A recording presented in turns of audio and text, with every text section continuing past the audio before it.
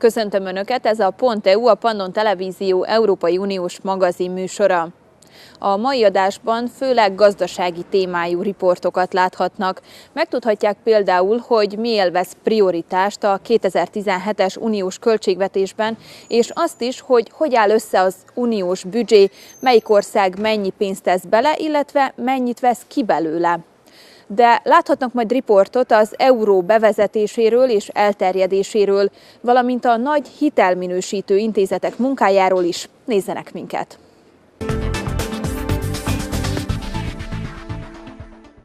A gazdaság előtt azonban migráns téma.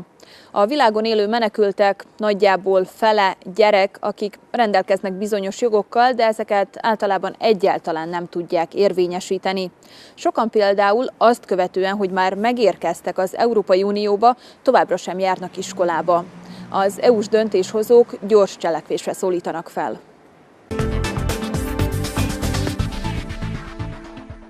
A rescue operation to save migrants in the night, like so many others. On board, they are adults but also children.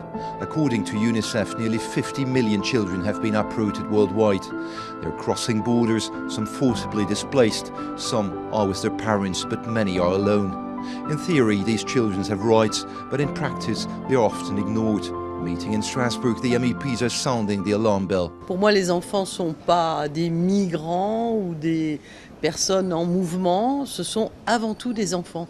Et nous avons des responsabilités, des obligations beaucoup plus fortes à leur égard à l'égard de qui que ce soit. Ce n'est pas de la compassion dont je parle là, c'est du respect des règles auxquelles nous avons souscrit. And in Europe, these obligations are not being met. Children's admission procedures are rarely any faster than adults. Frequent arbitrary detentions, too slow family reunification, too few relocations. In 2016, at the end of September, only 46 unaccompanied children had been relocated. What we need is action, not words. We've got to move from a position of just talking about it to understanding that it's action that's needed. And the Commission needs to stop making excuses, needs to stop being so bureaucratic about it, needs to take, that's the point, needs to take action. We have structures, we have mechanisms. The tools exist, but even such a fundamental right as access to education is not always being respected. And yet Europe is far from being the continent that receives the most migrant children. Agreements between the EU and third countries that are meant to improve the management of migratory flows require increased control, the MEPs say. The situation is getting worse. Today, under 18-year-olds account for half the total number of refugees in the world. Kiosztották az idei Szaharov-díjat. A rangos kitüntetést ezúttal 2 nő kapta meg, akik az iszlám állam rabszolgatartásának túlélői, és most a hasonló sorsú nők szószólói. Ismerjék meg őket. Ich freue mich, Ihnen mitteilen zu können, dass die Konferenz der Präsidenten soeben den diesjährigen Sacharow-Preis an Nadia Murad und Lamia Aji Bashar verliehen hat. Lamia Aji Bashar and Nadia Murad survived the terrorist group Islamic State's brutality against Yazidis and are now spokespersons for women afflicted by IS's campaign of sexual violence. The Yazidis are a Kurdish religious community mostly living in Iraq and Syria. Lamia Aji Bashar spent 20 months in captivity and was badly wounded when she escaped.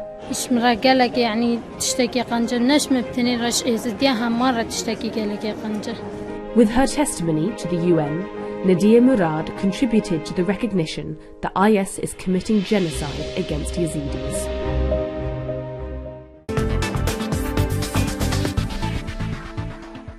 Most pedig, ahogy ígértem, essen szó a 2017-es uniós költségvetésről.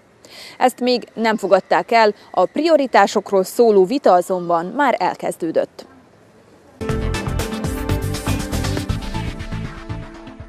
161.8 billion euros is the total amount of the draft budget the European Parliament has set for funding EU policies in 2017. The MEPs want to give Europe the means it needs to meet its challenges. Wir wollen zeigen, was getan werden kann, wenn man den Haushalt mobilisiert und die vorhandenen Möglichkeiten komplett nutzt. Le projet qui nous est soumis propose des avancées budgétaires significatives pour rencontrer les grands défis auxquels l'Union européenne doit faire face et qui sont autant de nécessités. La nécessité de relancer la croissance et l'investissement, la nécessité de soutenir les producteurs laitiers victimes de la baisse des prix et de l'embargo russe, la nécessité d'adresser un message positif à la jeunesse européenne. Not to mention the migration and security crisis rocking the Union. But the European Parliament does not decide the EU budget alone. The 28 member states also have their say. And for them, the coffers are empty, and the MEPs should revise their expectations down by 5.4 billion euros. The Council is acting as if the world never changed. It wants to cut next year's budget without much of a strategic consideration of our priorities. And this simply does not make sense, especially now when money is tighter than ever before. The European Parliament's draft budget paves the way for what promised to be stormy negotiations with the member states. An agreement should be reached by the 17th of November 2016. Ezek voltak tehát a 2017-es költségvetésre vonatkozó tervek. De hogyan áll össze az Unió több évre szóló költségvetése? Mitől függ az, hogy melyik ország mennyi pénzt tesz be, illetve mennyit vesz ki a közös kasszából? Most egy korábban már bemutatott összefoglaló következik, amiből kiderül, hogy az uniós költségvetés is nagyjából úgy készül, mint egy finom vacsora.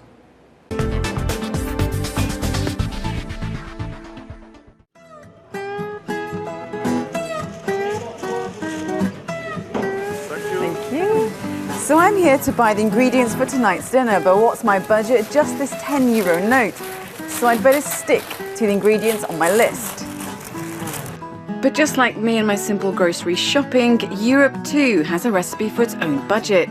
And how that's decided and where all the money comes from lays the foundations for the future. So what's it all about? Time to take a closer look. The Multi-Annual Financial Framework, or MFF, is commonly referred to as the EU budget. The current €960 billion budget came into force in 2014 and runs till 2020. But technically, it's not a budget, it's a guidebook on spending. Confused? Let's break it down. The EU budget comes from contributions by member states and is divided into three parts: a fixed percentage of their gross national income, custom duties on imports from outside the EU, and a percentage of VAT income.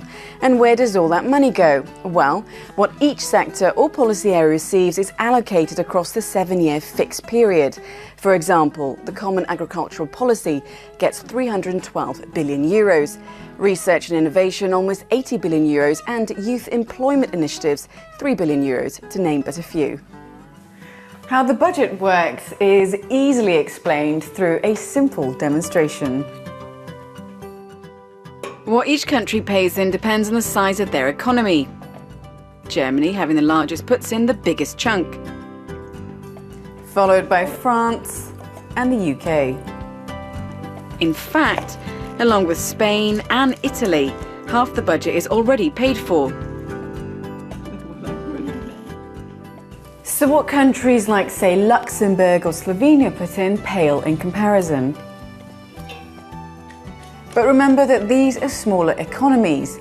Greece, for example, pays a big proportion of its gross national income to the EU, but it gets back a lot more than it pays in.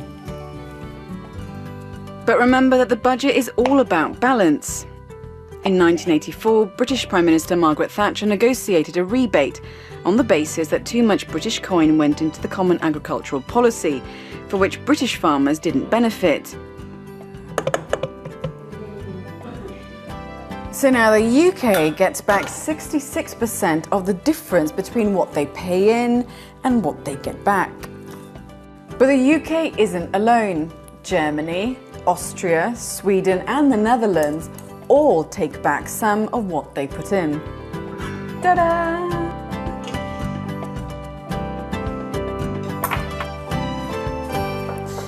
Okay, dinner's served. Ask you to put that there. The big idea behind the budget has been to boost the standard of living, especially after the crisis. The focus of this multi-year budget has been growth in jobs.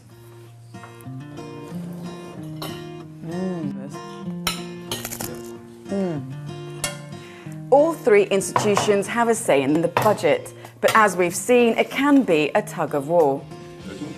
Member States wanted spending cuts, but Parliament wanted more money to invest in Europe's future. Fighting also broke out over own resources, how countries contribute to the budget.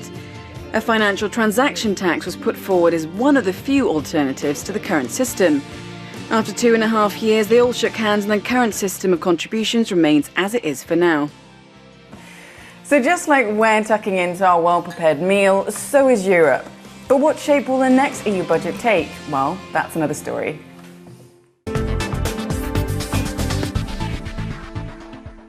Az euró az Európai Unió legtöbb tagországának hivatalos fizetőeszköze, mára életünk részévé vált, de nem volt ez mindig így.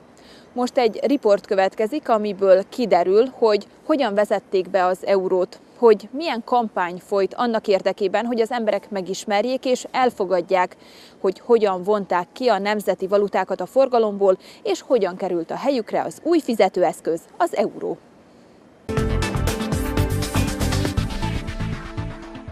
Monsieur Euro, I'm Mr. Euro. Difficile d'imaginer l'Europe sans euro. Pourtant, avant 2002, chaque pays avait sa monnaie, des symboles nationaux très forts. Il a fallu 10 ans aux pays membres pour passer à l'euro, 10 ans pour que le projet de monnaie unique devienne réalité. 1992, l'idée de la monnaie unique prend forme. Dans le traité de Maastricht, les États membres se sont mis d'accord sur les étapes à passer pour arriver à la monnaie unique. Et il prévoit la création d'une banque centrale. En 1995, à Madrid, les chefs d'État choisissent un nom pour la monnaie unique. Elle s'appellera euro. Mais certains pensent qu'il ne verra jamais le jour. Car dans les années 90, l'Union européenne va traverser des années de crise économique. Dans ce contexte, difficile d'expliquer aux citoyens l'intérêt d'une monnaie unique. Les Danois la rejetteront, les marchés financiers vont attaquer les monnaies européennes, mais le système monétaire européen tiendra bon. En 1997, la Banque centrale européenne est créée. Son siège est à Francfort, en Allemagne. On lui confie le design des billets de banque. Ces billets doivent être infalsifiables et ils doivent symboliser la construction de l'Europe. Le design des pièces, lui, est confié à la Commission européenne. Contrairement aux billets, une face de chaque pièce est liée à son pays d'origine.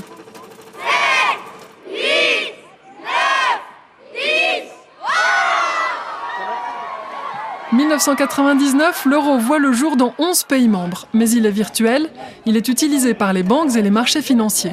Sur la scène internationale, la monnaie européenne devient vite une référence. Mais pas encore pour les citoyens, car il faut produire les billets et les pièces. Le passage à l'euro est prévu en janvier 2002, et pour y arriver, les membres de l'eurozone se lancent dans une incroyable course contre la montre. Bonjour, vous voulez jouer à l'euro? Chaque pays doit préparer ses citoyens à grands coups de spots télévisés. 6 euros son prácticamente 1000 pesetas. Es muy fácil. Des millions d'Européens doivent apprendre à convertir leur monnaie en euros. L'information doit arriver à chaque personne, sans exception, jusque dans les zones les plus isolées. Dans les derniers mois de 2001, les pays doivent distribuer d'énormes quantités d'euros. Il faut assurer sa distribution et protéger les camions. Plus de 7 milliards de billets et 38 milliards de pièces sont prédistribués dans les banques. Tout cet argent est stocké en attendant le passage à l'euro. 1er janvier 2002, c'est le plus grand changement de monnaie de l'histoire. Today is the day. From virtual, I'm about to become real. En 2002, 12 États passent à l'euro. L'Allemagne, l'Autriche, la Belgique, l'Espagne, la Finlande, la France, la Grèce, l'Irlande, l'Italie, le Luxembourg, les Pays-Bas et le Portugal. Mais 3 pays membres de l'Union ont choisi de ne pas l'adopter. La Suède, le Danemark et le Royaume-Uni. L'euro entre dans les porte-monnaies de 307 millions de citoyens. Pendant 1 à 2 mois, ils continuent à payer dans leur monnaie nationale. Les banques et les commerçants ne rendent que des euros. Les prix sont affichés en double, on sort les calculettes, le temps de se faire au changement. et la destruction des monnaies nationales peut commencer. L'euro simplifie la vie des Européens. Plus besoin de changer d'argent d'un pays à l'autre de l'eurozone, ni en vacances, ni en affaires, y compris à Monaco, Saint-Marin et au Vatican, 3 petits pays non membres de l'Union européenne. L'eurozone continue à s'élargir avec la Slovénie en 2007, Chypre et Malte en 2008 et la Slovaquie en 2009. 2009, l'euro fête ses 10 ans avec 16 pays membres. 325 millions de citoyens partagent la même monnaie et aujourd'hui l'euro apparaît comme un des succès de l'Union européenne. Mais le club de l'euro doit faire face à plusieurs grands défis. Rester uni face à la crise économique et financière mondiale, sans doute la crise la plus grave depuis la naissance de l'Union européenne. Moody's vagy Standard & Poor's nagy hitelminősítő intézetek, amelyek jelentősen befolyásolják a világ gazdaságának működését. A 2008-as válságot követően azonban Európában elgondolkodtak ezeknek a hitelminősítőknek a működésén, illetve az ellenőrzésén. Hogy mi változott néhány év alatt? Most megmutatjuk. Elles sont accusées de faire la pluie et le beau temps sur les marchés financiers. Ce sont les agences de notation. Les 3 plus grandes sont américaines. Standard & Poor's, Moody's et Fitch contrôlent 95% du marché européen. Mais en 5 ans, leur marge de manœuvre a été restreinte. En 2008, la crise économique et financière frappe l'Union européenne de plein fouet. Les agences de notation sont directement montrées du doigt. Elles auraient trop rapidement attribué la note AAA, la meilleure, à des produits financiers complexes. Αυτό τους αποκάλεσα και το ξαναλέω μαφία των κερδοσκόπων, διότι αυτοί μέχρι και την τελευταία στιγμή προέτρεπαν τους επενδυτές να επενδύσουν στη Lehman Brothers και την επόμενη μέρα αυτή κατέρευσε. Le commissaire européen au marché intérieur de l'époque annonce une réforme des agences de notation pour les rendre plus transparentes. Mais la Commission traîne et du côté du Parlement, on s'impatiente. Wir wollen über ihre Kontrolle so schnell wie möglich reden. Parmi les propositions, il est question d'un contrôle au niveau européen des agences et de mettre fin au conflit d'intérêts qui leur est inhérent. Elles évaluent en effet notamment des entreprises ou des États qui les payent pour leur commander ces notations. Nous souhaitons, pour l'instant, dans l'état des négociations, que ce soit une autorité de supervision européenne unique, le CISAR, et on va voir ce que diront les négociations. Donc, enregistrement auprès d'une autorité européenne, contrôle par cette autorité européenne, notamment de la qualité des notes et de la valeur des renseignements qui sont donnés au travers des informations. We need agencies that we really can rely on, with no interest behind them, and agencies that can rate also economies, countries, which is not the case in Europe up to now. Été 2009, un premier règlement est finalement adopté. Résultat, pas d'autorité de supervision européenne unie. Le problème du conflit d'intérêts, quant à lui, est remis à plus tard. Mais il y a tout de même un progrès. Pour pouvoir opérer dans l'Union, les agences doivent désormais s'inscrire dans au moins un État membre. Il s'agit de faire en sorte que désormais, les agences qui émettent des notes, qui sont utilisées dans la sphère financière, soient enregistrées en Europe, contrôlées par des superviseurs. Juin 2010. Moins d'un an plus tard, l'idée de confier la supervision directe des agences à une nouvelle autorité de surveillance centralisée européenne revient sur la table. La Commission européenne obtient cette avancée importante. L'ESMA fonctionne dès le 1er janvier 2011. We have made the decision now that we will regulate them through the European Securities and Market Authority, the new authority that will be set up across Europe. L'ESMA pourra imposer des amendes et même retirer la licence à l'agence de notation qui ne fournirait, par exemple, pas d'informations correctes sur la manière dont elle établit ses notations. En 2011, après les rétrogradations successives des dettes souveraines de l'Espagne, du Portugal, de l'Irlande et de la Grèce, et parfois à la veille de sommets européens, il devient urgent de briser cet oligopole. Le Parlement européen plaide pour une agence européenne de notation, mais celle-ci ne fait pas l'unanimité. Je ne vois pas très bien quelle plus-value aurait cette agence. Parce que, ou bien on dit elle est européenne, alors elle est plus gentille, et ça ne remplit pas son rôle, ou bien elle est financée par des personnes dont on dira que finalement s'ils financent cette agence, c'est parce qu'ils y ont un intérêt. 2012, les mois passent et les institutions européennes n'arrivent pas à se mettre d'accord sur une nouvelle réforme de la réglementation qui régit les agences de notation. Doivent-elles être tenues civilement responsables de leurs erreurs? Doivent-elles annoncer les dates de publication de leurs notations? La dette d'un État ne se fait pas en quelques jours. Et donc il faut veiller à ce que l'annonce des dégradations, comme on l'a vu récemment, ne se fasse pas dans des conditions telles qu'elles perturbent le marché et soient préjudiciables à l'État. Au final, un nouveau compromis avec les États membres est voté par le Parlement européen en janvier 2013, soit 5 ans après le début de la crise. Les agences de notation devront chaque année préciser les 3 dates auxquelles elles publieront les notations souveraines non sollicitées lors de l'année suivante, et la responsabilité civile des agences l'emporte également. Un investisseur qui se serait fié à une notation émise pourra réclamer des dommages à l'agence qui aurait commis une infraction dans la réglementation, que ce soit intentionnellement ou par négligence grave. We do introduce the principle of liability. This is something that the rating agencies have fought against again and again. And I think this is important because their position that they just express an opinion is not true. Enfin, en limitant l'actionnariat dans les agences de notation, un effort est fait pour rendre plus transparente la relation qui existe entre l'agence et ses actionnaires. Ez volt mára a Pont.eu. Nézzenek minket a jövő héten is. Viszontlátásra!